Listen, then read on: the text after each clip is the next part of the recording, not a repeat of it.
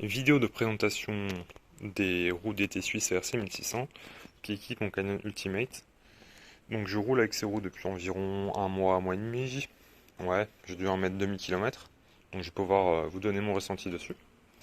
Donc ce sont les roues DT Suisse de la gamme ARC, ARC pour aéro, en sachant qu'il y a trois niveaux de gamme dans la partie aéro, les 1100, 1400 et 1600. Moi ce sont les, entre guillemets les plus bons marchés, équipés de moyeux DT 350 avec système ratchet 36 dans l'arrière, en sachant que les RC 1400 sont équipés de moyeux DT 240 et les RC 1100 de DT 180. Donc ce sont les plus haut de gamme avec roulement céramique. Là on est sur du roulement acier inoxydable, mais ce sont des roulements des moyeux que j'ai également sur mon VTT avec mes DT XR 1700. J'ai jamais eu aucun souci avec. Même mes anciennes roues d'été avaient aussi ces moyeux. C'est, ça fait partie des plus répandus, des plus fiables du marché. Donc c'est comme une valeur sûre. C'est des roues qui sont proposées à 1300 €, sachant que c'est assez dur de les trouver neuves comme ça, parce qu'on les trouve plutôt en montage sur vélo directement. Par exemple en France, je crois que j'ai vu sur internet aucun vendeur qui proposait ces roues-là. Exactement ces roues-là, avec ce profil-là. On est sur une largeur interne de 17 mm pour les roues et 25 en largeur extérieure. Les pneus montés dessus sont des Continental GP5000 en tube type, 25 à l'avant, 28 à l'arrière. Je les ai mesurés au pied à coulisses à à 1 millimètre près. Ça mesure les bonnes valeurs, donc 25 à l'avant, 28 à l'arrière. Sachant que pour moi, et pour Canyon aussi d'ailleurs, c'est le meilleur compromis. Donc 25 à l'avant pour le rendement et pour le dynamisme, avec un pneu quand même léger, 28 à l'arrière, un peu plus lourd, mais ça apporte du confort.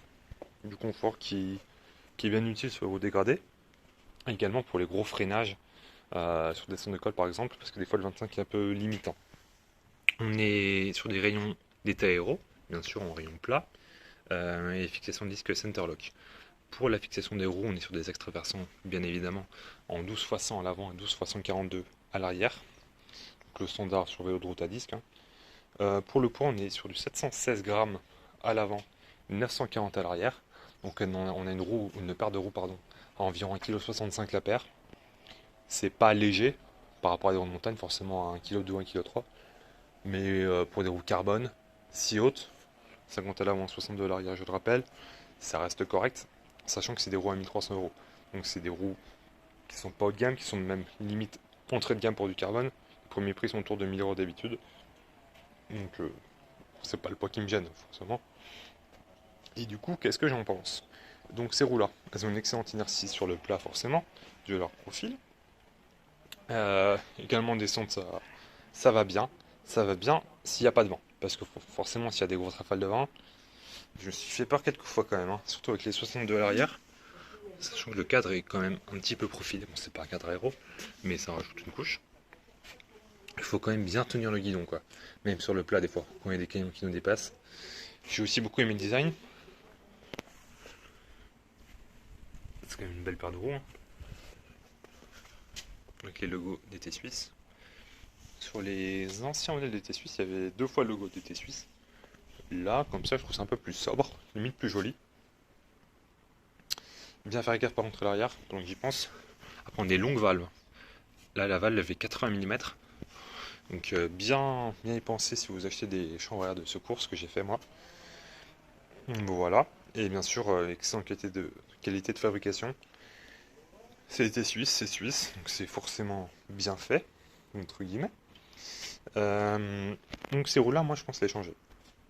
Parce que pour moi, elles concordent pas vraiment avec le profil du vélo en fait. C'est un vélo qui est vendu comme polyvalent, mais également vendu comme vélo de montagne.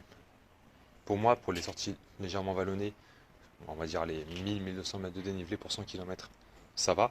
Mais plus, ça commence à être pas forcément adapté. Parce que je trouve un petit peu pâteau, en fait. Elle manque un peu de dynamisme. Même si, en fait, dès qu'elles sont lancées, elles vont vite, elles ont une bonne inertie. Mais justement, les lancer, ça demande quand même des efforts. C'est pourquoi, moi, pour les côtes, ou même pas que les sorties montagne, hein, les sorties vraiment vallonnées, pour moi, elles sont trop hautes. Il me faudrait, je pense, plutôt un profil un peu comme avant, entre 40 et 45 mm. Même si, je sais qu'il y a des gens qui aiment bien les routes comme ça. Puis c'est très design forcément. Mais voilà, pour moi, il y a trop de prise au vent et ça manque un peu de dynamisme. Voilà. Après, comparé à des roues basses, forcément, on gagne sur tous les aspects. Mais pour moi, l'idéal, c'est quand même plutôt des roues, on va dire, ouais, en fonction de mon habité, de notre poids, notre niveau, entre 35 et 45 mm, quoi. Pour vraiment passer partout, être à l'aise sur tous les terrains. Voilà. Si vous avez des questions, n'hésitez pas, je vous répondrai à tous.